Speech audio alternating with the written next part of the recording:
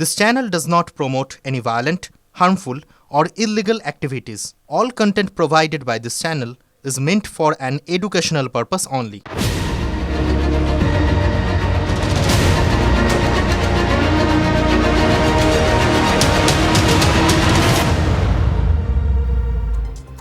আপনাদের সবারই ইদানিংকালে হয়তো বাজার যাওয়ার অভ্যেসটা একটু কমে গেছে, কারণ বাড়ির সামনে সব লোকজন চলে আসে মাছ টাছ দিতে, সবজি টবজি দিতে, আমাদেরও তো এরকমই। আমাদের মাছটা দেয় হচ্ছে আব্বাস। তো আব্বাসকে আজকে সকালবেলা ফোন করে বললো মাছ নেবেন কি না, তো জিজ্ঞেস করলাম কীরকম কী দাম। সব মাত্রা ছাড়া আকাশ ছোঁয়া দাম, আগুন। তো বললাম হচ্ছে রে কি, এটা কোনো মাছের দাম হলো? আব্বাস বলল কি করব দাদা, বিয়ের মরশুম চলছে না? সত্যি তো, অগ্রহায়ণ মাস চলছে, রোজই দেখছি কারুর না কারুর বিয়ে হচ্ছে। মানে এক একটা সময়ে মনে হয় যে সত্যি আর বোধহয় কেউ পড়ে রইল না, সবাই বিয়ে করে ফেললো এই মরশুমটায়, এরকম ভিড়ভাড় হয়। ওই জন্যই এটা বিয়ের মরশুম। যেরকম পুজোর মরশুম আসে, পরীক্ষার মরশুম আসে, তেমনি এরকম এটা বিয়ের মরশুম। কিন্তু একটা কথা মনে হলো জানেন তো, এর মধ্যেও এই যে আব্বাস বলল না বিয়ের মরশুম, তো এরকম কি ও আগামী কয়েক বছর পরেও এরকম বলতে পারবে? নাকি বলার সময় বলবে হিন্দু বিয়ের মরশুম? বিশ্বাস করুন সেই দিনটা খুব বেশি দেরি আছে বলে তো মনে হচ্ছে না, কারণ বাংলায় এরকম ধর্মের মরশুম আগে কখনো আসেনি। এখানে হিন্দুদের মনে করিয়ে দেওয়া হচ্ছে ওরা হিন্দু, মুসলিমদের মনে করিয়ে দেওয়া হচ্ছে তারা মুসলিম। জোর করে মাথার মধ্যে গেঁথে দেওয়া হচ্ছে যে ভাবনাটা কারুর মাথায় এতদিন ধরে কোনো দিন আসেনি, তারাও ধর্মটা বিচার করতে বসেছে। চারপাশে তাকিয়ে দেখুন, এখানে মসজিদ উদ্বোধন হচ্ছে তো ওখানে 5 লক্ষ কণ্ঠে গীতা পাঠের আসর বসছে। আবার সেটা মিটতে না মিটতেই শোনা যাচ্ছে এবার বাংলায় ইজতেমার আসর বসবে। শুনেছেন ইজতেমা? ইজতেমা হচ্ছে সংখ্যালঘুদের ওই প্লেনারি সেশন বলতে পারেন, মানে ধর্মীয় আলাপ আলোচনার একটা বিরাট বড় আসর, আন্তর্জাতিক আসর। এর আগে বসেছিল 2020 সালে ওই কোভিডের সময়, ওই দিল্লিতে নিজামুদ্দিন চিস্তির দরগার বাইরে।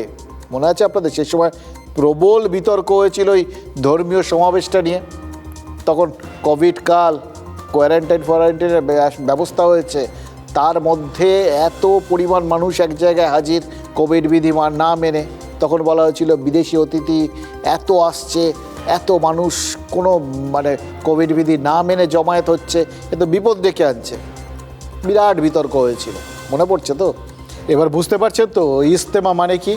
এবার সেরকম দেশ বিদেশের অতিথি, ধর্মগুরু, ধর্মপ্রাণ সংখ্যালঘুদের নিয়ে ইজতেমার আসর বসতে চলেছে হুগলিতে।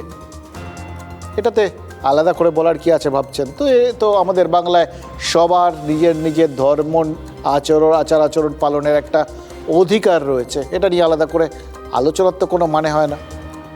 কিন্তু দেখুন, এটা আলোচনা করার দরকার পড়ছে, তার কারণ এটাকে আলাদা করে আলোচনার মধ্যে নিয়ে আসা হয়েছে। এর আগে বাংলা পুজো দেখেছে, ঈদের সময় ঈদ দেখেছে, মহরম দেখেছে, সব কিছু দেখেছে বাংলা, বড়দিনের সময় বড়দিন দেখেছে। কিন্তু এইরকম সব কিছু মিলেমিশে একটা চরম ধর্মীয় পরিবেশ, বিভিন্ন ধর্ম মিলেই আর কি, এটা বাংলা এর আগে দেখেছে কি?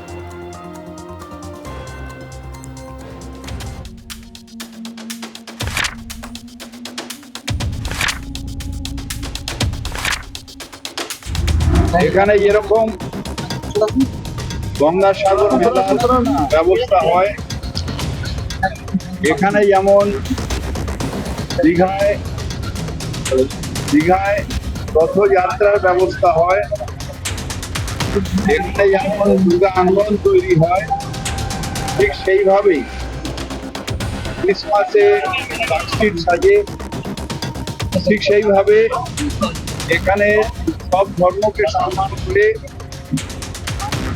এনারা বিশ্ব ইজতেমার ব্যবস্থা করেছে।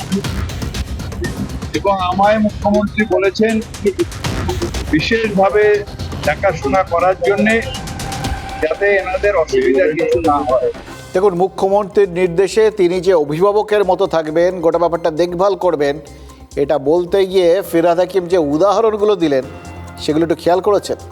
এখানে যেরকম গঙ্গাসাগর মেলা বসে, এখানে যেমন রথযাত্রা হয়, এখানে যেমন ক্রিসমাসের উৎসব হয় ঠিক তেমনই ইজতেমা হবে। এখানে তো ঈদও হয়, এখানে মহরমও হয়, কিন্তু সেগুলোকে বাদ রেখে আপাতত বাকি ধর্মগুলো এবং তার সঙ্গে ইজতেমাকে দিয়ে আমাদের এখানে যে ধর্ম সংক্রান্ত একটা ভারসাম্য সরকার বজায় রাখছে, এটা ফিরহাদ হাকিম কিন্তু বুঝিয়ে দিলেন। এবার প্রশ্ন হচ্ছে, তাবলিগি জামাতের ইজতেমার পেছনে গোটা ব্যাপারটার মধ্যে যে সরকার রয়েছে, যা চলছে সব কিছুর মধ্যে যেটা সরকারি প্রচেষ্টা থাকবে, দেখভালের একটা বাড়তি দায়িত্ব দেওয়া হচ্ছে সুনির্দিষ্টভাবে কাউকে, এটা বোঝানোর এরকম একটা প্রচেষ্টা কেন হচ্ছে?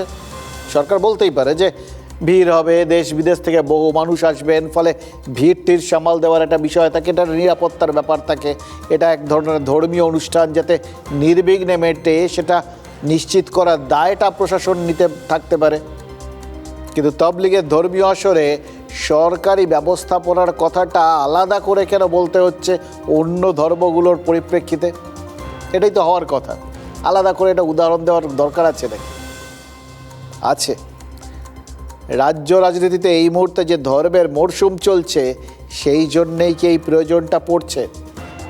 এখানে নতুন করে মসজিদ হচ্ছে, পাল্টা মন্দিরের কথা বলা হচ্ছে, এপাশে মন্দির হচ্ছে, ওপাশে এত কিছু হচ্ছে, টাকা পয়সা তোলা হচ্ছে, গীতা পাঠ হচ্ছে, মানে এগুলো চারপাশে হচ্ছে বলেই কি তৃণমূল বোঝাচ্ছে যে তারাই একমাত্র ধর্মীয় ভারসাম্যের রাজনীতি করছে? একটা নির্দিষ্ট ধর্ম নয়, সরকার সব ধর্মকেই সমান চোখে দেখছে। এটাই কি তাহলে সরকারিভাবে প্রতিষ্ঠার প্রমাণের চেষ্টা করছে তৃণমূল? কিন্তু সেটা করতে গিয়ে ভুল উদাহরণটা সামনে আনা হচ্ছে না তো। দেখুন, তাবলিগের অনুষ্ঠানকে সরকার আগলে রাখলে তৃণমূলের বিরুদ্ধে সংখ্যালঘু তোষণের অভিযোগটা আরও বেশি করে উঠবে না তো? ব্রিগেডে গীতা পাঠের আসরে মুখ্যমন্ত্রী যাননি, এটা নিয়ে বিজেপি তো আক্রমণ শুরু করেছে। তাহলে সেই রকম পরিস্থিতিতে বিজেপির হাতে আরও একটা অস্ত্র তুলে দেওয়া হচ্ছে না তো? দেখুন, এগুলো সবকটা প্রশ্নের আকারে ছুটছি, তার একটাই মাত্র কারণ, এগুলো সবকটাই প্রশ্নগুলো সবকটাই বিজেপি তুলছে। এবার এই প্রশ্নগুলো যে উঠবে, এটা তো তৃণমূল জানতো। জানার পরেও এই প্রশ্নগুলো তোলার সুযোগ দিল কেন? তাহলে কি এই মুহূর্তে যেভাবে সরকার একটা বাঘের পিঠে চড়ে ফেলেছে, যে জায়গাটা বাঘ আর কি, ধর্মের বাঘ আর কি বলতে পারেন, ধর্মের ষাঁড় আমরা অনেক দেখেছি, কিন্তু ধর্মের বাঘ যে আরও বিপজ্জনক সেটা আপনারা নিশ্চিন্ত থাকতে পারেন। এর পিঠে ওঠা যায়, নামা যায় না। তো সেই নামার কোনো চান্স নেই বলেই কি আপাতত ওই এপাশে হেলে দুলে ব্যালেন্স বজায় রাখতে চাইছে সরকার? আসল কথা, উনি নিজে হিন্দু বিরোধী। আয়োজকরা কেন ওনাকে ডেকেছিলেন আমি তার কারণ বলতে পারবো না, আয়োজকদেরকে জিজ্ঞেস করা উচিত। আমি মনে করি মমতা বন্দ্যোপাধ্যায়কে কোনো হিন্দুদের কর্মসূচিতে ডাকা উচিত নয়। আমি কি করে জানবো বিজেপির প্রোগ্রামে আমি যাবো কি করে? এবার আপনারা আমাকে বলুন, এটা যদি ইম্পার্শিয়াল প্রোগ্রাম হতো আমি নিশ্চয়ই যেতাম। ওখানে যারা সন্তরা ছিলেন, বক্তৃতা করেছেন, এটা যদি সকলকে তিনি বিজেপি ভাবেন, বিজেপি, কারণ ভারতীয় সংস্কৃতি, সনাতন সংস্কৃতিকে তো রক্ষা করার কাজটা বিজেপি করার চেষ্টা করছে। আমি তো একটা পার্টি করি, আমার তো একটা ইডিওলজি আছে। আমি সব ধর্মকে সম্মান করি, আমি সব বর্ণ, সব জাতি, সবাইকে সম্মান করি। কিন্তু যেখানে বিজেপি ডাইরেক্টলি ইনভলভ, সেখানে আমি যাবো কি করে বলুন তো? তিনি কোন চশমা পরেছিলেন কালকে? কে খবর দিলেন ওনাকে? আমরা তো হিন্দু হিসেবে গেছি, আমরা তো মঞ্চেও উঠিনি, বক্তৃতাও করিনি। বাংলাকে যারা অপমান আর অসম্মান করে, যারা বাংলা বিরোধী, তাদের সাথে আমি নেই। দেখুন, কে কি চশমা পড়েছেন আমরা জানি না, কিন্তু এইটুকুনি বুঝতে পেরেছি বাংলার রাজনীতি ধর্মের চশমা পড়েছে, যার জন্য বাংলার রাজনীতি এখন ধর্মময় দেখতে মনে হচ্ছে। এবং দেখে মনে হচ্ছে যে এই ধর্ম ছাড়া পৃথিবীতে আর কোনো সমস্যা নেই। খেয়াল করে দেখুন, সমস্যা থেকে মুক্তির জন্য মানুষ ধর্মের দ্বারস্থ হয়। যখন ঠিক রাস্তায় চলার কথা হয়, যখন সৎ পথে থাকার কথা হয়, তখন ধর্ম পালনের কথা বলা হয়। ধর্ম সবসময় একটা সদিচ্ছার জায়গা হয়। ধর্ম মানেই যদি সেখানে টানাপোড়েন হয়ে যায়, ধর্ম মানেই যদি হানাহানির বার্তা হয়ে যায়, তাহলে ধর্ম কি ধর্ম থাকে না অধর্ম হয়ে যায় আমরা সেটা জানি না। দেখুন, মাঝে মধ্যে তবু মনে হয়, একটু জিজ্ঞেস করি জানেন তো, যে রাজনীতি সেটা ধর্মকে ছুঁয়ে দিলে ধর্মেরও কি ধর্মচ্যুতি হয়? রাজনীতিতে তো আপনার আমার কোনো কথা নেই এখন, কিন্তু ধর্মের রাজনীতিতে আমরা ওরা আছে জানেন তো। আর তাই জন্যই আজ কোচবিহারের মদনমোহন মন্দিরে মুখ্যমন্ত্রীর উপস্থিতিকে ঢেকে দিচ্ছে ওই গীতা পাঠের আসরে তার অনুপস্থিতি। ওই তুল্যমূল্য বিচার করা হচ্ছে, এটাই হচ্ছে মজা।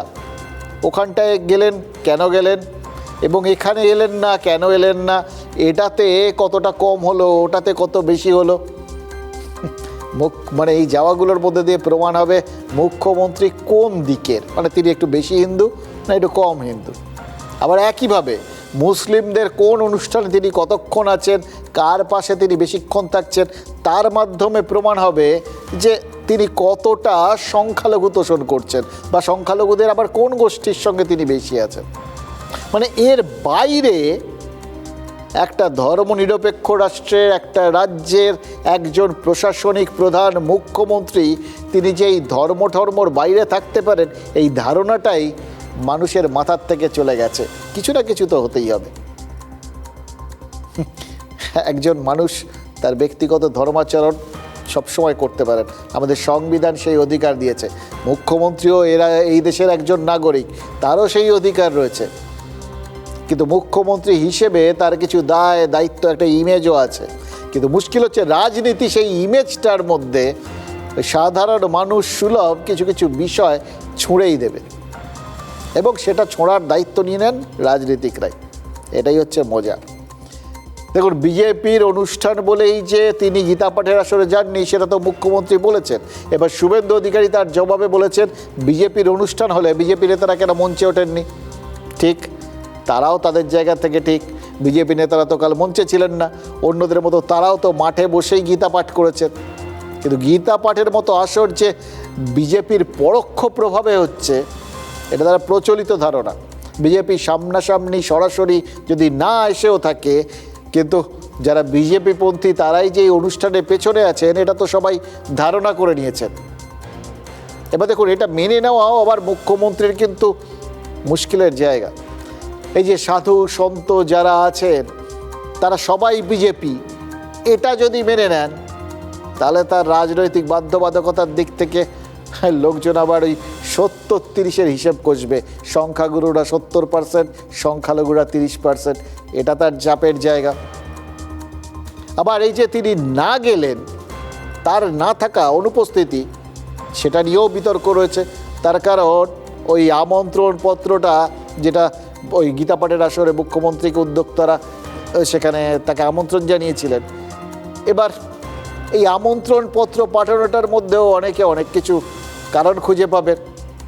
হয়তো তৃণমূলের মনে হবে যে এই যে আমন্ত্রণটা জানানো হলো এটা এই অস্বস্তিতে ফেলার জন্যই পাঠানো হয়েছে, অনেকটা ওই সারসকে থালায় খেতে দেওয়ার মতো করে। মুখ্যমন্ত্রীকে নেমন্তন্ন করা হয়েছিল যাতে তিনি ওই শাঁখের কড়াতে পড়েন। গেলে একরকম অস্বস্তি, না গেলে আরেক রকম প্রচার। এবার সেটার জন্যই হয়তো গোটা বিষয়টা তৈরি ছিল। কারণ ঈদে মুখ্যমন্ত্রী রেড রোডের নামাজের সঙ্গে বিজেপি এই যে এটার একটা তুল্যমূল্য আলোচনা করতে পারবে, বলতে পারবে মমতা বন্দ্যোপাধ্যায় ঈদে থাকতে পারেন, গীতা পাঠে নেই, অর্থাৎ ধর্মীয় রাজনীতির যে আমরা ওরা সেটাকে আরও তীব্র করা হবে, চোখে আঙুল দিয়ে দেখিয়ে দেওয়া হবে। এটার জন্যই হয়তো মুখ্যমন্ত্রীকে গীতা পাঠের আসরে আমন্ত্রণ জানানো হয়েছিল, এটা বলতে পারেন কেউ কেউ। আবার এটাও বলতে পারেন যদি মুখ্যমন্ত্রী চলে যেতেন চমক দিতে, তাহলে সংখ্যালঘুদের বলা হতো দেখেছো এই জায়গায় উনি পুরো হিন্দু। এই যে মুহূর্তে বিজেপি তারা এরকম একটা হয়তো পেছনে ছিল, কিন্তু বিজেপি যে মুহূর্তে গীতা পাঠের একটা আসর করলো সেখানে উনি হাজির না হয়ে পারলেন না। এইটা হচ্ছে রাজনীতির জ্বালা। ওই বললাম বাঘের পিঠে চাপা, ধর্মের বাঘ এমনি বাঘের থেকেও ভয়ঙ্কর, রয়্যাল বেঙ্গল টাইগারের থেকেও ভয়ঙ্কর। এবার এই যখন বাঘ দৌড়োয় না, তখন তার চারপাশে তো আর অনেকে দৌড়োয়, আপনারা জানেন আর কি। তাদের বিভিন্ন রকম বক্তব্য, আওয়াজ এই সমস্ত পাওয়া যায়, সেগুলো থেকে টের পাওয়া যায় বাঘ আসছে। এই ভরতপুরের বিধায়ক হুমায়ুন কবির তো বলেছেন এই গীতা পাঠের আয়োজনই করা হয়েছিল বিজেপিকে নবান্নের রাস্তায় এগিয়ে দিতে। এবার তিনি আবার সেই রাস্তায় কাঁটা বিছিয়ে দেওয়ার প্ল্যান করে ফেলেছেন, সুতরাং এবার কোরআন পাঠের ব্যবস্থা করবে। আচ্ছা, কোরআন পাঠ তো তিনি যে কোনো সময় করতে পারতেন, এতদিন করেননি কেন? পাল্টাই করতে হবে। এবার বলতে পারেন পাল্টা করার মধ্যে অন্যায় কি? নেই। ওই বললাম সবার ধর্মাচরণের অধিকার রয়েছে, কিন্তু যদি একটা ধর্মের কোনো একটা কিছুর পাল্টা হিসেবে আরেকটা ধর্মাচরণকে তুলে ধরা হয়, তাহলে ধর্ম একটা সংঘাতের পরিবেশ তৈরি হয় না? এই যখনই এই স্বার্থের দ্বন্দ্বগুলো আসে, যখন তুলনামূলক একটা বিষয়, ক্রিয়ার প্রতিক্রিয়ায় যদি একটা ধর্মাচরণ হয়, তখনই তো সমস্যাটা। এই তো অযোধ্যায় রাম মন্দির উদ্বোধনের পর বাংলায় বাবরি মসজিদ তৈরির কথা বললেন হুমায়ুন, এবার গীতা পাঠের পর তিনি কোরআন পাঠের আয়োজন করছেন। মানে কোথাও গিয়ে এই ক্রিয়া প্রতিক্রিয়া, এই দ্বন্দ্ব, এই সংঘাতের জায়গা একটা তৈরির প্রচেষ্টা, এগুলো হয় বলেই তো আমরা মাঝে মধ্যে দেখি ভাই ভাইয়ের প্রতি তেড়ে যায়, ভুলে যায় ধর্মর বাইরেও এই এতদিন ধরে একসঙ্গে থাকা, খাওয়া, বড় হওয়া, এগুলো ধর্মটাকে ভুলেই করা হয়েছে। এবং সবথেকে বড় কথা, কোনো ধর্মই হানাহানি, ভেদাভেদ এগুলো শেখায় না, এইভাবে একে অপরের সাথে কম্পিটিশন করতে শেখায় না। আর যাই হোক, দেখুন বাংলায় খিদে, তেষ্টা, চাকরি বাকরি সব কিছুর ওপর যে এখন ধর্মের স্থান, এইভাবে আমাদের সবাই নিজেদের ধর্মের মাধ্যমে ভাগ করে নেওয়ার পর এটা নিয়ে আর কোনো সন্দেহের জায়গা থাকতে পারে কি? এবং এই পরিস্থিতিটাই যে রাজনীতি অনেক কষ্ট করে তৈরি করেছে, সেটা নিয়েও আর কোনো সন্দেহ থাকতে পারে কি?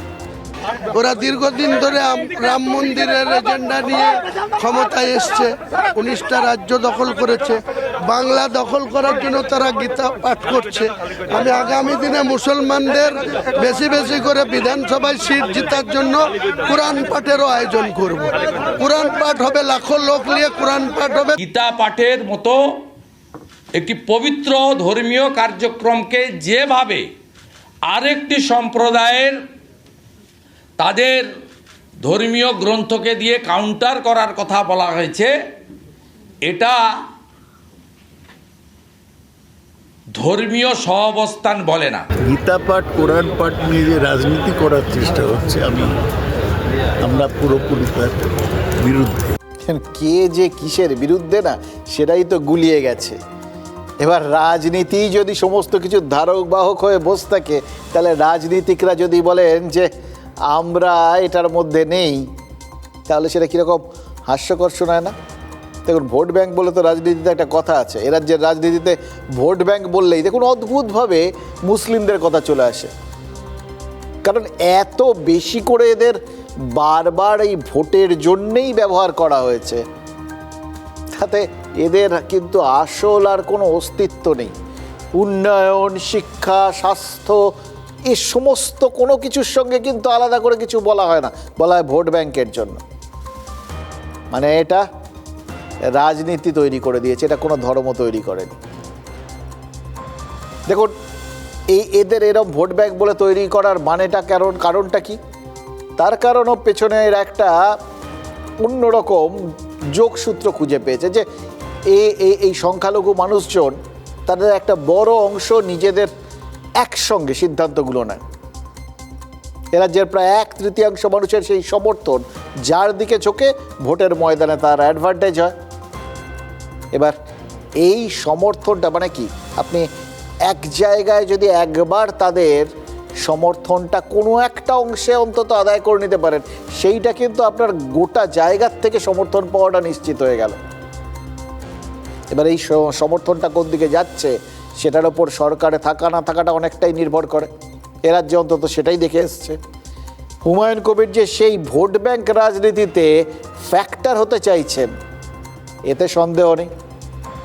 তার হয়তো অঙ্ক কষে এরমভাবে দেখে মনে হচ্ছে যে এতদিন ধরে সবাই সেটার ফয়দা তুলেছেন, আমি সংখ্যালঘু হিসেবে সেই সংখ্যালঘু ভোট ব্যাংকের ফয়দা কেন তুলব না?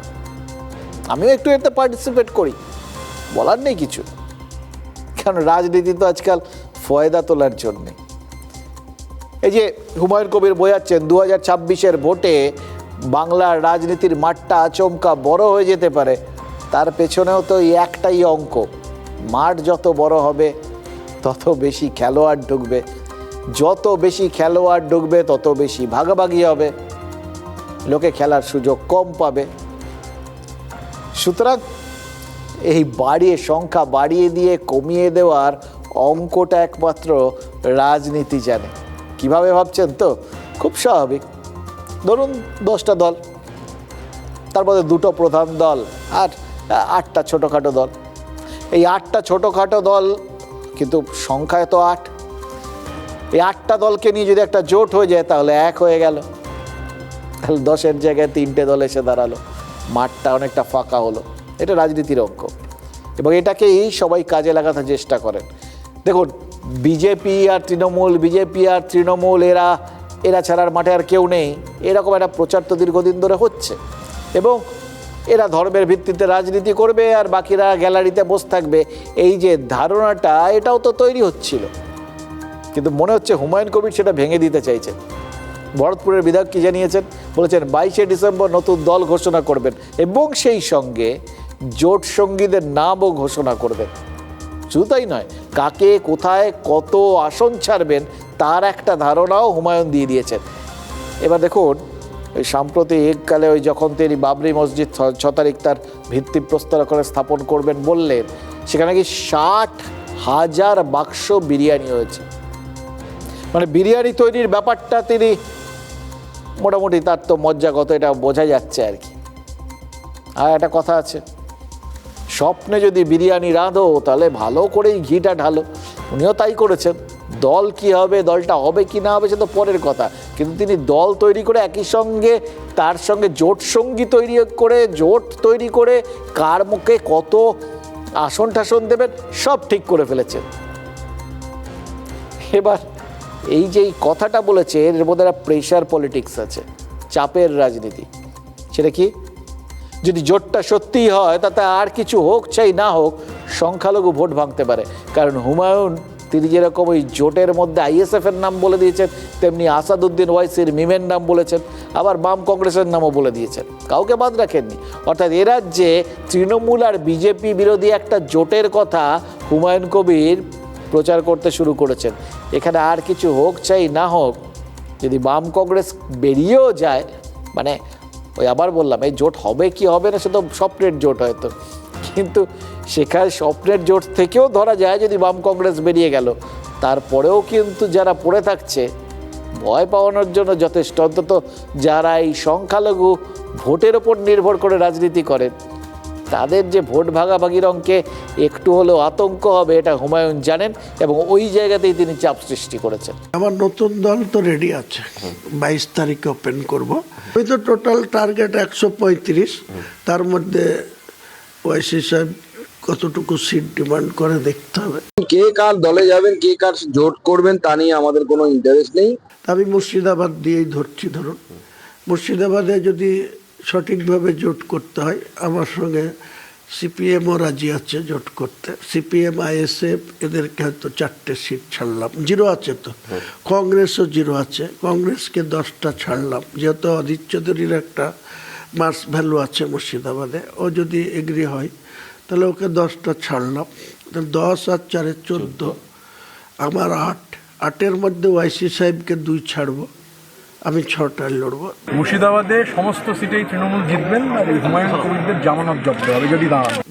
দক্ষিণ দিনাজপুর, উত্তর দিনাজপুর, কুচবিহার, একদম মেখলিগঞ্জ থেকে শুরু করব কাকদ্বীপ পর্যন্ত। মূল বিষয় হচ্ছে বাবরের নামে মসজিদ বাংলার মানুষ মেনে নেবে না। APJ আব্দুল কালামের নামে তো হতে পারে মসজিদ, সেটা তো বানানোর চেষ্টা করো না তোমরা। এরা ভেবে না আমি শুধু মুসলিমের পার্টি বানাচ্ছি, এদের একদম রাজনৈতিকভাবে এদেরকে ফিনিশ করাই হচ্ছে আমার কাজ। এখন দিনের বেলা স্বপ্ন দেখা ভালো, রাত্রিবেলাও স্বপ্ন দেখা ভালো, কোন সময়ে স্বপ্ন থেকে বলতে পারবো না। আচ্ছা, হুমায়ুনের কথাগুলো শুনলে মনে হচ্ছিল না ওর ডাক নাম কাল নেমি হলে হতো? কীরকম লঙ্কা ভাগ করে নিলেন মুখে মুখে। এবং ভাবুন সিরিয়াসলি, বাম এবং কংগ্রেসি রাজনীতি যারা করেন তাদের জন্য কতটা লজ্জার বিষয়। হুমায়ুন কবির পর্যন্ত তাদের ওই আমরা ছোটোবেলা খেলার সময় বলতাম না দুধুভাতু, প্রায় সেই পর্যায়ে নিয়ে গেলেন। ও ঠিক আছে, ওরা তো শূন্য দয়া দাক্ষিণ্য করে, ঠিক আছে দুটো নে তোর দুটো এরকম করলেন। যারা দেশ চালিয়েছে, যারা রাজ্য চালিয়েছে, এতদিন ধরে চালিয়েছে, তাদের কি দুরবস্থা যে ওই কাদায় পড়লে কে যে কি করে। তবে একটা কথা ঠিক, এই হুমায়ুন কবির আর যাই বলুন, যা ভাগ করুন, সেটা নিয়ে যে যেভাবে চাপে থাকুন, ওই যে ডেট বললেন ওই তারিখটা নিয়ে ভাববেন না, মানে ওইখানেই তখন না আমি ভাবলাম যে এইখানেই সবটা জল ছিটে গেল। এই যে দেখুন না, যেদিন বাদ গেলেন তখন বললেন পরের দিন তিনি বিধায়ক পদ থেকে পদত্যাগ করবেন, সে পরের দিনটা এলো না। তারপর তিনি বললেন 17ই ডিসেম্বর পদত্যাগ করবেন। সেই দিনটা আসবে কি আসবে না সেটার জন্য ওয়েট করলেন না, তার আগেই পরিষ্কার বলে দিলেন যে ও পদত্যাগ করছি না। সুতরাং ওই 22 তারিখ ডেটটা বললেন, ওইটা নিয়ে প্লিজ মাথা টাথা ঘামাবেন না। কিন্তু দেখুন, এত কথা বলছি, এত কিছু হচ্ছে, হুমায়ুন কি সত্যি সত্যি আমাদের রাজনীতিতে ফ্যাক্টর হয়ে গেলেন নাকি? এর আগে হুমায়ুন বলেছেন তিনি ছিলেন বলেই মুর্শিদাবাদে ইউসুফ পাঠান আর আবু তাহের জিতেছিলেন, মানে তৃণমূল দলটা কোনো ব্যাপার নয়, এমনকি মমতা বন্দ্যোপাধ্যায়ও কোনো ব্যাপার নয়, তিনি হুমায়ুন কবিরই মুর্শিদাবাদের ভাগ্য বিধাতা। এটা কিন্তু মানে দেখুন, অনেকে বলছেন, বিজেপির লোকেরা ঠাড়ে ঠুড়ে বলছেন যে এটা গটাপ গেম, হুমায়ুনকে তৃণমূলই দাঁড় করিয়েছে, কিন্তু হুমায়ুন যে এই কথাগুলো বলছেন এগুলো কিন্তু গোড়ায় গিয়ে আঘাত করছে, এটাও মাথায় রাখবেন। যদি এটা কোনোভাবে বিজেপির অভিযোগ সত্যিও হয়, তাহলে এই কথাগুলো বলা মানে যে ইমেজটার ওপর গোটা তৃণমূল দাঁড়িয়ে আছে, সেই কাঠামোর গোড়াটাকেই তো আলগা করে দেওয়ার চেষ্টা করা। তার যদি খানিকটা সফলও হন, সেটাও তো গোড়ায় আঘাত। মানে সেক্ষেত্রে আদর্শ ফ্র্যাঙ্কেনস্টাইন হিসেবে নিজেকে প্রমাণ করছেন হুমায়ুন কবির। হুমায়ুন এর আগেও চেষ্টা করেছেন, কিন্তু এখন তো রাজ্যে মোটামুটি দেখুন 135টা আসন হাতে হাতে গুনে ফেললেন। আর কয়েকদিন সময় দিন, ওই বলবেন হয়তো যে এখনও তলার হাতটা দিইনি আর কি, সেই রকম তিনি হয়তো আবার এরকমও হতে পারে, হাতটা এমন বাড়িয়ে দিলেন যে এই 294-এর মধ্যে তৃণমূল কোথায় 230, 40 এ সমস্ত বলছে, ও দেখা গেল হুমায়ুন কবিরও সে একই দাবি করছেন, রাজার ঘরে যে ধন আছে টুনির ঘরেও সে ধন আছে। এই যদি হয়, যদি মোটামুটি এরকমই দাঁড়ায় ওর কথা মতো যে আইএসএফ মিম কে মুর্শিদাবাদে কটা আসনে লড়বে সেটা তার কথা মতোই ঠিক করতে হবে, তাহলে তো বুঝতে হবে যে তিনি একদম আত্মবিশ্বাসের চূড়ায় রয়েছে। এখানেই প্রশ্ন, এই আত্মবিশ্বাসটা পাচ্ছেন কোথা থেকে? মুর্শিদাবাদ ঘুরে মোটামুটি যদি আপনারা যারা রাজনীতি সচেতন বা মুর্শিদাবাদের মানুষজন যাদের সাথে কথাবার্তা বলেছি, তারা কিন্তু হুমায়ুন কবিরকে কোনোদিনই ওই লেভেলের রাজনৈতিক নেতা হিসেবে খুব একটা দর দিতে রাজি নন। কী হিসেবে তারা এতদিন দেখে এসছেন, বিভিন্ন লোক বিভিন্ন কথা বলেন, কিন্তু সেটা আর যাই হোক, খুব উঁচু মাপের সংগঠক বা উঁচু মাপের নেতা এটা কেউ বলেন না। তাহলে তিনি এই যে রাজনীতিতে ওলটপালট করে দেবেন, শুধু ধর্মের ভিত্তিতেই এই কনফিডেন্সটা পাচ্ছেন, শুধু নিচে এই একটা বাবরি মসজিদ করবেন বলে যা সমর্থন পেয়েছেন সেটা দেখেই তিনি পুরো বিষয়টার আত্মবিশ্বাস পেয়ে গেছেন, বাকি কোন দল কি করবে সব বলে দিতে পারছেন। দেখুন, যে দলগুলোর কথা বলেছেন তার মধ্যে কে কী করবে তো বলতে পারবো না, তবে সিপিআইএমের রাজ্য সম্পাদক মোহাম্মদ সেলিম তো বলে দিয়েছেন যে তার বা তার দলের সঙ্গে কারও জোটের বিষয়ে কোনো কথা হয়নি। এরপরেও ওই যে হুমায়ুন জোটের গল্প বুনছেন, তাহলে সেটা কিসের জোরে? সোশ্যাল মিডিয়ায় তিনি কি ছবি পোস্ট করেছেন জানেন? এতক্ষণে জেনে গেছেন। আবার আপনারা সবাই নোটের পাহাড় দেখেছেন, ট্রাঙ্ক উপুর করে নোট বৃষ্টির ছবি পোস্ট করেছেন, দেখিয়েছেন যে ওই টাকা গুনতে 30টা লোকও হিমশিম খাচ্ছে, তাই টাকা গোনার মেশিন আনতে হয়েছে। এবং এখন পর্যন্ত যদ্দূর শুনছি, মুর্শিদাবাদে হুমায়ুন যে মসজিদ তৈরি করতে চলেছেন তার জন্য 2,10,00,000 টাকার বেশি অনুদান, বালকের দান ইতিমধ্যেই চলে এসছে। যে দানের একটা অংশ সরাসরি ব্যাংক অ্যাকাউন্টে জমা পড়েছে, আর একটা অংশ ওই 11টা ট্রাঙ্কে ভরে তার বাড়িতে পৌঁছে গেছে। সেই ট্রাঙ্কগুলোতে যেরকম তারা তারা নোট আছে, তেমন খুচরো পয়সাও আছে, যে টাকা পয়সা আজ রাতেও গোনা হবে শুনছি। এবার ভাবছেন তো, এই টাকা পয়সা গোনার ছবিটা সোশ্যাল মিডিয়ায় পোস্ট করলেন কেন হুমায়ুন? ভরতপুরের বিধায়ক তো জানেন এই টাকা গোনার ছবি, এই টাকা গোনার মেশিন, এই রকমভাবে টাকার পাহাড়, হ্যাঁ, এত লোককে টাকা গুনতে দেখা, এগুলো বললে বা এই ছবিগুলো দেখালে বাঙালির মনে এখন কোন নোটের পাহাড়ের ছবি আসতে পারে? এবার সেই নোটের পাহাড় সম্পর্কে বাঙালির আরও বড় আফসোস হচ্ছে, এত টাকার কোনো হিসেব নেই, বেহিসেবি টাকা কোত্থেকে এলো, এখন বেওয়ারিশ হয়ে গেল। তাহলে এবং তারপরে সেটার মধ্যে ইডির ঢুকে পড়া, সব টাকা ইডির হেফাজতে চলে যাওয়া, মানে এই যে এই বিষয়গুলো লোকের মধ্যে কিন্তু আলোচনায় আসবে। দেখুন, একটা ধর্মীয় কারণে তিনি অনুদান নিয়েছেন, মসজিদ তৈরির জন্য সবাই মুক্ত মনে দান করেছেন, মুক্ত হস্তে দান করেছেন, হতেই পারে, এটা নিয়ে কারোর কিচ্ছু বলার নেই। কিন্তু যেভাবে গোটা বিষয়টা উপস্থাপনা করছেন হুমায়ুন, তাতে তো যারা দিয়েছেন তারা খোলা মনে দিয়েছেন, হয়তো পবিত্র মনে দিয়েছেন, কিন্তু তিনি যেটা দেখাচ্ছেন তাতে তো সেটা নিয়ে আরও অনেকগুলো কথা উঠতে পারে, জেনেও কেন দেখাচ্ছেন? তার মানে এই দেখানোর মধ্যেও হুমায়ুন দেখুন ধর্ম নিয়ে শুরু করেছেন, বাবরি মসজিদ নিয়ে শুরু করেছেন, এখন রাজনীতির কথা বলছেন, রাজনৈতিক জোটের কথা পৌঁছে গেছেন। সুতরাং তিনি যা করছেন এখন ধরতে হবে রাজনৈতিকভাবে চিন্তাভাবনা করেই করছেন। মানে আমরাও কিন্তু কয়েকটা সম্ভাবনার কথা ভাবতে পারি। তিনি কি তৃণমূলকে দেখাতে চাইলেন যে তার হাতে ভোটের মতো নোটের ঝর্ণাও আছে? তিনি যেমন মুর্শিদাবাদে যাকে ইচ্ছে তাকে জেতাতে পারেন, তেমনি তিনি চাইলে একদিনে 2 কোটি টাকার বেশি তুলেও ফেলতে পারেন। মানে তিনি যেরকম সংগঠক, তেমনই তিনি ফান্ড ম্যানেজার। তাহলে তাকে বহিষ্কার করে তৃণমূল যে নোট আর ভোট দুটোই হারালো, এটাই কি হুমায়ুন বোঝাতে চাইলেন? এবার যার হাতে ভোট আর নোট এই বিরল যোগ রয়েছে, তার রাজনীতিতে কদর থাকার কিন্তু কথা, যাই বলুন, এটা বিভিন্ন সময় বিভিন্ন নেতা কিন্তু প্রমাণ করেছেন। তাহলে হুমায়ুন কবিরও কি সেই জন্যেই অর্থ বলার লোক বলের বিজ্ঞাপন করলেন এবং এর পাশাপাশি কি মুসলিম সমাজকে কোনো বার্তা দিলেন?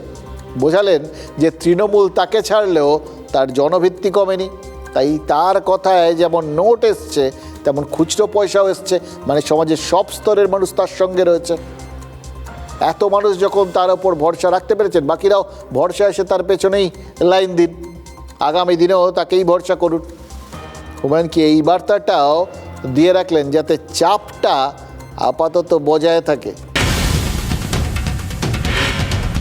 ঘরে রাখা একের পর এক ট্রাঙ্ক,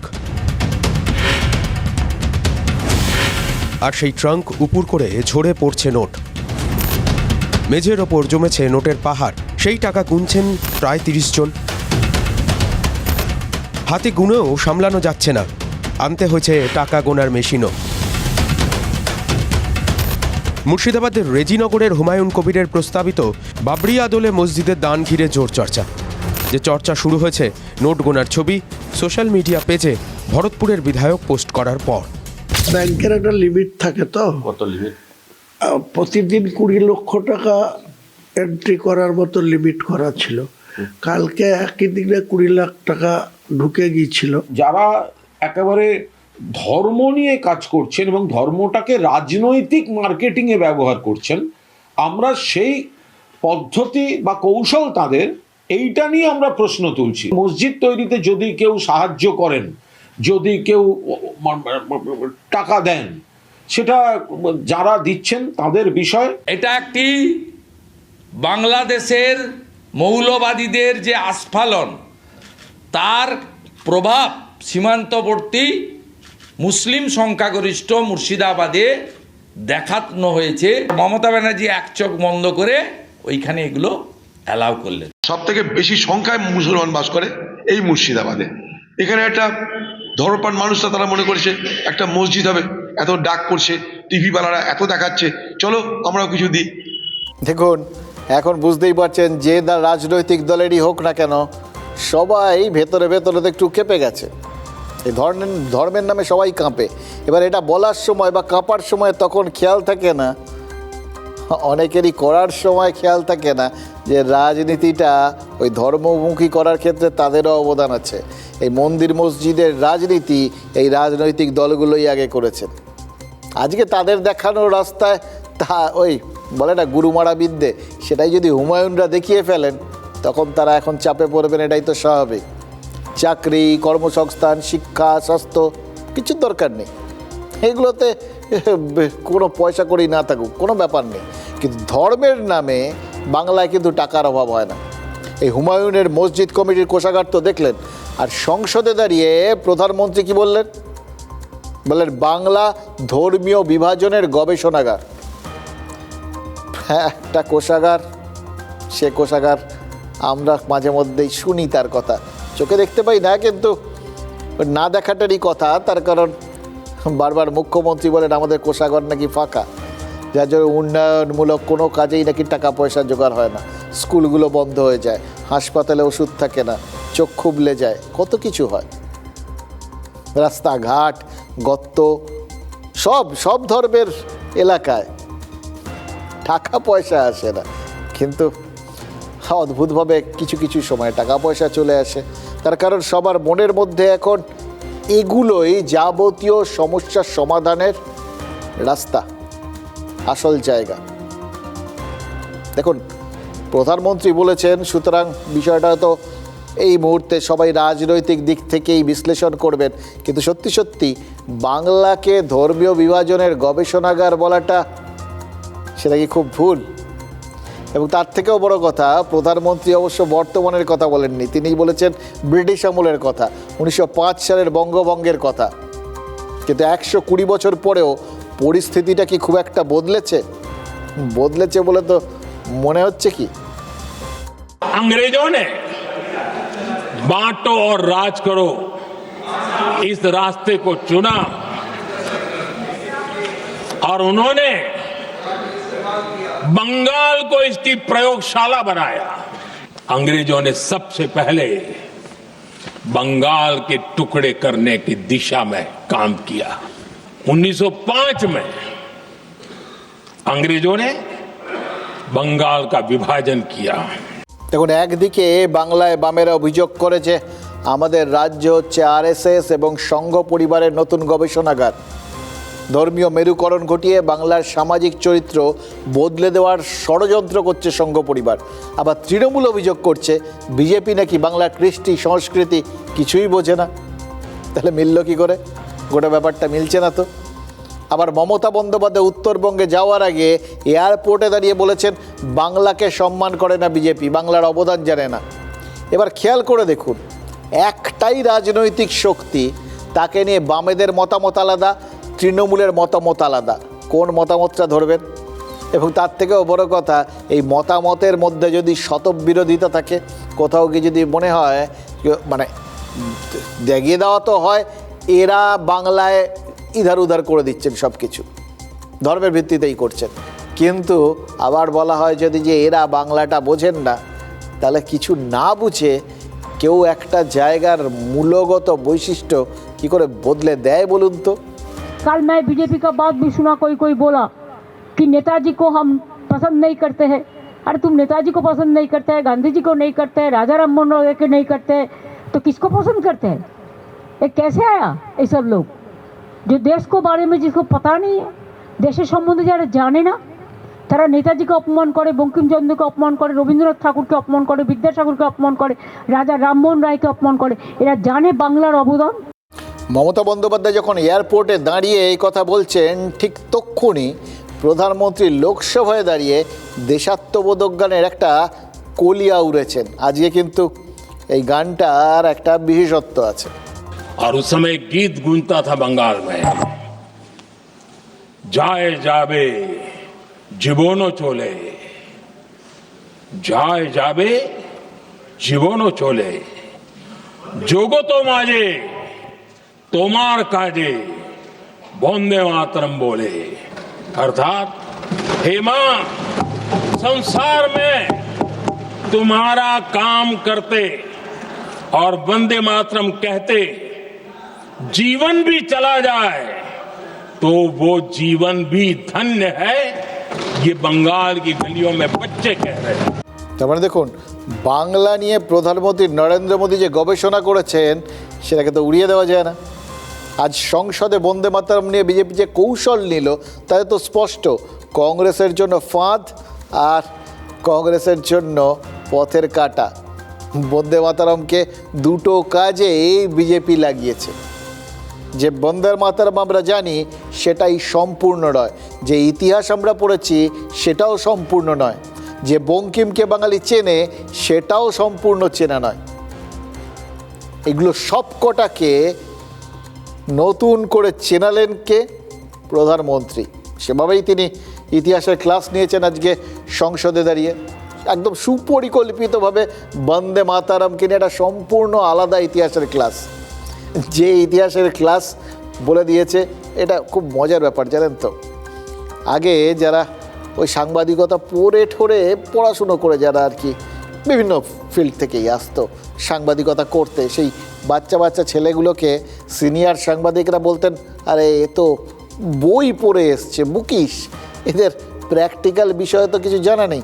তাই আগে এদের যা শিখেছে সেটা বলাতে হবে, তারপর নতুন করে শেখাতে হবে। এই যেটা করলেন নরেন্দ্র মোদী সেটাও তো সেরকমই।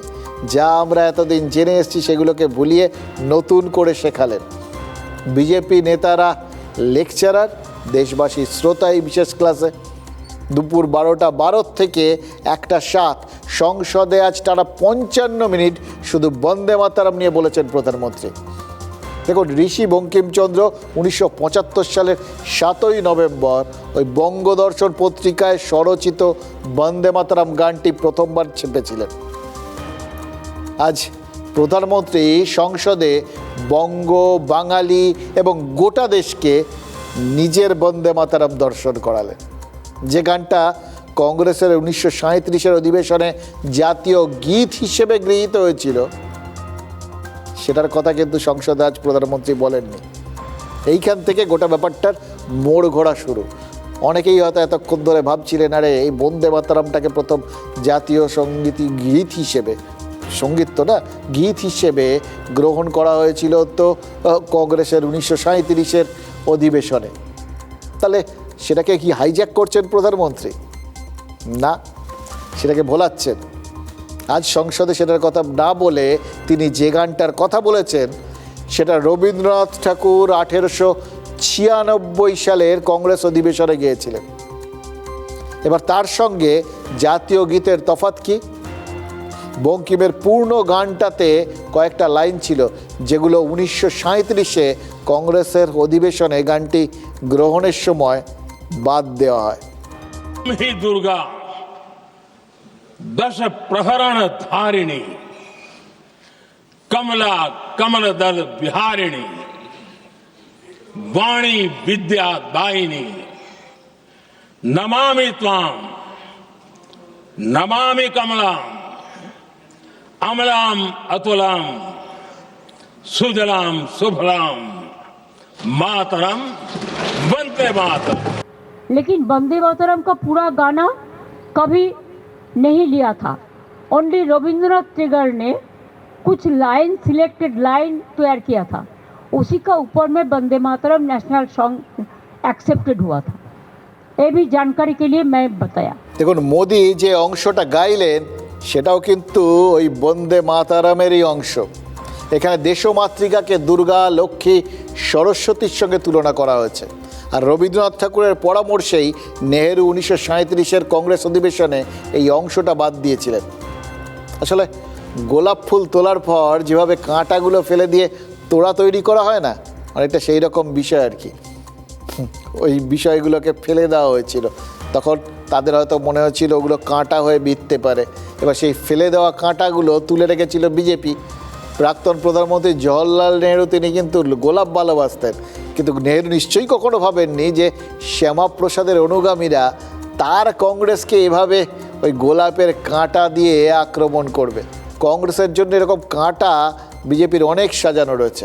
ওই সংসদের নতুন ভবন উদ্বোধনের সময় মনে আছে, অখণ্ড ভারতের যে মানচিত্রটা প্রকাশ্যে আসে তাতে আফগানিস্তান থেকে মায়ানমার সব ভারতের অংশ হিসেবে দেখানো হয়েছিল। এবার বিতর্ক হলে বিজেপির তরফে যুক্তি দেওয়া হয়েছিল যে তারা সম্রাট অশোকের সময়কালকে দেখিয়েছে। আর সেই বিশেষ অধিবেশনেই সাংসদদের প্রথম সংবিধানের কপি দেওয়া হয়েছিল। তার প্রস্তাবনায় ভারতকে ধর্মনিরপেক্ষ বলা কিন্তু ছিল না, এই ধর্মনিরপেক্ষ শব্দটাই ছিল না। আর এটা নিয়ে বিরোধীরা প্রশ্ন তুলতে বিজেপি যুক্তি দিয়েছিল সংবিধান প্রণেতারা দেশকে ধর্মনিরপেক্ষ বলেননি, ওটা ইন্দিরা গান্ধী এমার্জেন্সি চলাকালীন সংসদকে এড়িয়ে সংবিধানে ঢুকিয়েছেন। বন্দে মাতরম বিতর্কে ওই প্রধানমন্ত্রী এমার্জেন্সির প্রসঙ্গটাও তুলেছেন, মানে ইচ্ছে করে বিতর্কটা খুঁচিয়ে তোলা হলো। আর তারপর তা নিয়ে যখন বিরোধীরা হইচই শুরু করলেন তখন ইতিহাসের সেই অংশটা সামনে আনা হলো যা বিজেপির রাজনৈতিক ন্যারেটিভ তৈরি করবে, একেবারে চেনা কৌশল। তাহলে বন্দে মাতরমের বাদ যাওয়া অংশটা তুলে আনার উদ্দেশ্য কি? দেখুন, প্রধানমন্ত্রী অভিযোগ করেছেন মুসলিম লীগ এবং মোহাম্মদ আলী জিন্নাকে খুশি করতেই বন্দে মাতরমকে কাটছাট করা হয়েছিল। জিন্নার সামনে নথি স্বীকার করেছিলেন নেহেরু। আর দেশ স্বাধীনের আগে জিন্নাও তো ভারতীয় ছিলেন, নেহেরুও ভারতীয় ছিলেন, কিন্তু এখন নেহেরু ভারতের প্রথম প্রধানমন্ত্রী আর জিন্না পাকিস্তানের প্রথম রাষ্ট্রপতি। পাকিস্তানের প্রথম রাষ্ট্রপতির চাপের সামনে ভারতের প্রথম প্রধানমন্ত্রী নথি স্বীকার করেছিলেন। মোদি কিন্তু সংসদে এই বক্তব্যটা নথিভুক্ত করিয়ে নিলেন। আর দেশের নতুন প্রজন্ম, যাদের ওই জেন জি বলা হয়, তাদের কাছে কি বার্তা গেল? অপারেশন সিঁদুরে সিজফায়ারের দাবি করেছিলেন ট্রাম্প, আর রাহুল গান্ধী টানা বলে গেছিলেন যে নরেন্দ্র সারেন্ডার করেছেন। এবার মোদি সেই উল্লেখ না করেই কার্যত বুঝিয়ে দিলেন আসল সারেন্ডারটা নেহেরু জিন্নার কাছে করেছিলেন। वंदे मातरम के साथ विश्वासघात किया गया। मोहम्मद अली जिन्ना ने लखनऊ से 15 अक्टूबर 1937 को वंदे मातरम के विरुद्ध का नारा बुलंद किया। जवाहरलाल नेहरू को अपना सिंहासन डोलता दिखा। कि नेहरू जी से जितनी भी शिकायतें हैं, जितनी भी गलतियां उन्होंने की आपके जहन में, जितनी भी गालियां देनी है, जितना भी अपमान करना है, उसकी भी एक सूची बना दीजिए। Once and for all, let's close the chapter. Nehru ji ने नेताजी सुभाष बाबू को चिट्ठी लिखी। उस चिट्ठी में जिन्ना की भावना से नेहरू जी अपनी सहमति जताते हुए वंदे मातरम की आनंद मठ वाली पृष्ठभूमि मुसलमानों को इरिटेट कर सकती है। डिस्टॉर्शन ऑफ हिस्ट्री हमें एकदम पसंद नहीं आया। Debate was for the Vande Mataram. Debate was not for attacking Jawaharlal Nehru or Indira Gandhi. लेकिन इतिहास इस बात का गवाह है कि कांग्रेस ने मुस्लिम लीग के सामने घुटने टेक दिए और मुस्लिम लीग के दबाव में किया। और कांग्रेस का ये तुष्टीकरण की राजनीति को साधने का एक तरीका था। দেখুন, কথায় কথায় বলে না, পাকে চক্রে ভগবান ভূত। আর রাজনীতি চক্রে কোনটা যে কি হবে কেউ জানেন না। এইটুকুনি শুধু আমরা বুঝি যে রাজনীতি তার নিজের মতো করে পৃথিবীর যে কোনো বিষয়ের ব্যাখ্যা করে নিতে পারে এবং সেটা নিজের সপক্ষে নিয়ে যেতে পারে। এটাই রাজনৈতিক বিশেষত্ব। এবার সেটা কখনো কারোর ভাল লাগে, কখনো সেই জিনিসটাই কারোর খারাপ লাগে। আজকে না ওই জন লেননের একটা বিখ্যাত গানের অংশ মনে পড়ছে, জানেন তো? Imagine there is no country. ভেবে নাও যখন কোনো দেশ নেই। ৭০ দশক যখন আমেরিকার ওই অনুপ্রবেশ সমস্যা চরমে, অভিবাসন নীতির চক্করে যখন প্রায় দেশ ছাড়া হতে বসেছিলেন লেনন, তখন এই গানের জন্ম। তিনি জন্মেছিলেন ইংল্যান্ডে, কিন্তু আমেরিকায় থাকতে গিয়ে নাজেহাল হয়েছিলেন। আমেরিকা থেকে দেশের জন্য অনুপ্রবেশকারী ভাবত। আর সেই সময় তিনি এক কাল্পনিক দুনিয়ার ছবি এঁকেছিলেন যেখানে ওই সীমানা, পাসপোর্ট, ভিসা এসব কিছু নেই, কোনো ভেদাভেদ নেই, ভাগ নেই, সম্পূর্ণ কাল্পনিক এবং মানবিক একটা ভাবনা। শিল্পীরা এভাবে ভাবেন, কিন্তু রাজনীতিবিদরা মানুষকে বোকা বানানোয় নিজেদের শিল্পী ভাবতেই পারেন। এবার শিল্পী হলে তাদেরও তো কল্পনার মানবিকতা থাকবে, এটা তো মুশকিল। রাজনীতিকরা যখন খানিকটা করে একটু শিল্পী ভাব করেন না, তখন কিন্তু তারাও এরকম নিজেদের মতো করে কল্পনার মানবিকতার মিশেল দেন। তারা জানেন এটা আপনি আমি সাধারণ মানুষ খাবে, কোট আনকোট। দেখুন, কাকতালীয়ভাবে কল্পনার মানবিকতা মিশিয়ে অনুব্রত মণ্ডলও কিন্তু একটা ওই ইম্যাজিন গানটা গেয়েছেন। স্টেজে শুধু গিটারটা ছিল না, অনুব্রত মণ্ডল কি ঘোষণা করেছেন জানেন? বীরভূমে একজনও রোহিঙ্গা, বাংলাদেশি, এমনকি অনুপ্রবেশকারী কিচ্ছু নেই। ওই নিবিড় সংশোধনীর কাজটা কমিশনের বদলে বীরভূমের স্যারই কিন্তু করে দিলেন। বাঘ তাও বলতে পারে, কিন্তু এই স্যারের মরশুম তো, ওনাকে আপনি থাকছেন স্যার, হ্যাঁ, কিন্তু একজনও অনুপ্রবেশকারী নেই বলে অনুপ্রবেশকারীদেরই আবার সেফগার্ড করার চেষ্টা হচ্ছে না তো আজকের দিনে? এটাও তো না বলে পারছি না। একজনও অবৈধ ভোটার নেই, এই দায়িত্ব এবং দায় কেন নিতে হচ্ছে, কেন বলতে হচ্ছে? এই অবৈধ ভোটারের প্রসঙ্গ উঠেছে বা সম্ভাবনা দেখা দিয়েছে, সেই জন্যে কি? নাহলে তো এটা বলার প্রসঙ্গই হতো না।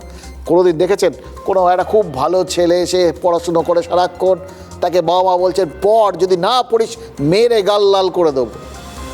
কোনোদিন বলতে শুনবেন না। তাকেই এই সমস্ত কথাগুলো শুনতে হয় যে পড়াশুনো করে না। ঠিক সেরকম যেখানে কোনো রকম এরকম সমস্যাই নেই, সম্ভাবনাই নেই, সেখানে আলাদা করে এই সমস্ত কথাগুলো বলতে হয় যে না, এখানে কোনো অনুপ্রবেশকারী নেই, এখানে কোনো রোহিঙ্গা নেই, কোনো বাংলাদেশি নেই। গত মে মাসে ওই বীরভূমের নলহাটির থেকে তো এক সন্দেহভাজন জেএমবি জঙ্গিও পাকড়া হয়েছিল, ভুলে গেছেন? এসটিএফের জেরায় উঠে এসেছিল সেই চাঞ্চল্যকর তথ্য। ওই বীরভূমে ঘাপটি মেরেই নাকি বাংলাদেশ আর পাকিস্তানে যোগাযোগ রাখা হচ্ছিল। এরকম আরও কোনো লিঙ্ক ম্যান রয়েছে কি না এটা খুঁজতে যখন দিনরাত খোঁজ চালাচ্ছেন গোয়েন্দারা, তখন এই অনুব্রত মণ্ডল স্যার, এখন তো স্যারের মরশুমে স্যার অনুব্রত মণ্ডল এক ঘোষণাতেই সবাইকে নিশ্চিন্ত করে দিলেন। গোয়েন্দা বলুন বা নির্বাচন কমিশন, কারও আর কোনো খোঁজ খবরের দরকারই পড়বে না, কারণ নিবিড়ভাবে পুরোটা দেখে নিয়েছেন অনুব্রত মণ্ডল এবং তার মতো করে স্যার করে দিয়েছেন। আমাদের এখানে কেউ বাংলাদেশি নাই, আমার এখানে কেউ রোহিঙ্গা নাই, আমার এখানে মায়ানমার নাই। তুমি যা বলবে তাই আমরা মানব না। তুমি মমতা ব্যানার্জির উন্নয়নের কাছে হেরে গেছো। করতে দেবো না স্যার, করতে দেবো না এনআরসি। কেউ জেলে থাকবে না, তারা পশ্চিম বাংলার মাটিতে থাকবে। 26-এ মমতা ব্যানার্জি আসছে এবং 230টা সিট নিয়ে আসবে। অনুব্রত মণ্ডল অভয় তো দিলেন, দেখলেন কাদের দিলেন? দুরকম লক্ষ্য থাকতে পারে। একটা অভয় বাণীর লক্ষ্য হতে পারে নিজের অনুগামীরা, কারণ এতদিন কাজল শেখের অনুগামীরা মারছিল, এবার অনুব্রত মণ্ডল কামব্যাকের পথে। এটা আপনারা বুঝে গেছেন অলরেডি। সাম্প্রতিককালে ঘটনাবলী একটু মনে করুন। ওই সাংসদ শতাব্দী রায়ের সামনে কাজল ঘনিষ্ঠরা অনুব্রত ঘনিষ্ঠ নেতাকে মেরেছিলেন বলে অভিযোগ উঠেছিল। এবার গত পরশু তো কাজল ঘনিষ্ঠ বুথ সভাপতি আবার খুন হয়েছেন। অভিযোগের তীর অনুব্রত ঘনিষ্ঠদের বিরুদ্ধে, এবং এই অভিযুক্তদের ধরা হয়নি বলেও তো পরিবার দাবি করছে। উল্টে কি হলো? সূত্রের খবর হচ্ছে গতকাল সার্কিট হাউসে পুলিশ আধিকারিকদের সাথে বৈঠক করেছেন অনুব্রত মণ্ডল, আর তারপরেই আজকের অভয়বাণী। তবে অনুব্রতর অভয়বাণীর মূল লক্ষ্য কিন্তু এসআইআরই, ভয় দেখানো আর অভয় দেওয়া। কিরকম সমান্তরালভাবে দুটো চলছে দেখছেন। অনুব্রত কিন্তু দলের লাইনে এগোচ্ছেন, আর দলের লাইন মানে রেল লাইন গড়গড় করে এগোয়, প্যারালাল, মেলে না, পাশাপাশি চলে। অভয়বাণী দেওয়ার লাইনটাও তো ঠিক করে দিয়েছে দলই, আর প্রয়োজনে অভয় দিতে গিয়ে অকুত ভয় হওয়ার বার্তাও তো দেওয়া হয়েছে। শুধু দল নয়, সরকারও তো অভয় দিতে গিয়ে ভয় ডরহীন হতে বলেছে। এমনি বলছি না, সত্যি তাই। কোচবিহারে মুখ্যমন্ত্রী আজকে বলেছেন যে সোনালী খাতুনদের বিএসএফ জোর করে পুশব্যাক করেছিল, এবং তার প্রশ্ন, পুলিশের নাকের ডগা থেকে বিএসএফ এদের তুলে নিয়ে গেল কিভাবে? মুখ্যমন্ত্রী ওই রাজ্য পুলিশের আধিকারিকদের বলেছেন যে এত ভীতু হলে চলবে না। মানে তারা ভীতু তো, এসআইআর দলের সব স্তরকে পথে নামানোর পর এবার পুলিশ প্রশাসনকেও কি তাহলে যুদ্ধে নামার আহ্বান জানানো হলো? আহ্বানটা যখন পুলিশ মন্ত্রী দিচ্ছেন তখন একে নির্দেশ বলেই ধরতে হবে। কিন্তু বিএসএফ কাউকে বাংলাদেশি সন্দেহে তুলতে গেলে পুলিশ কি করবে তাহলে? মানে যদি ভীতু হয়ে তারা কিছু না করে থাকে, সাহসী হয়ে কি করবে? এটা কিন্তু একটু বোঝার ব্যাপার আছে।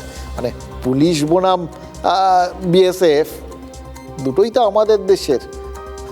আমাদের দেশের নিরাপত্তা এবং আইন শৃঙ্খলা রক্ষার বাহিনী। তাহলে দুটো বাহিনী মুখোমুখি হয়ে যাবে, সংঘাত, সম্ভাবনাটা উড়িয়ে দেওয়া যাচ্ছে না। দেখুন, প্রকাশ্যে হয়তো বলা হয়, এটা নিশ্চয়ই কেউ চান না, সেই জন্য তো এইটুকুনি বলেই থেমে গেছেন। হ্যাঁ, প্রকাশ্যে না বললেও কৌশলটা নিশ্চয়ই বলা আছে আড়ালে। মুখ্যমন্ত্রী বলেছেন, তাই বলে মারপিট বা খুন খারাপি করবেন না।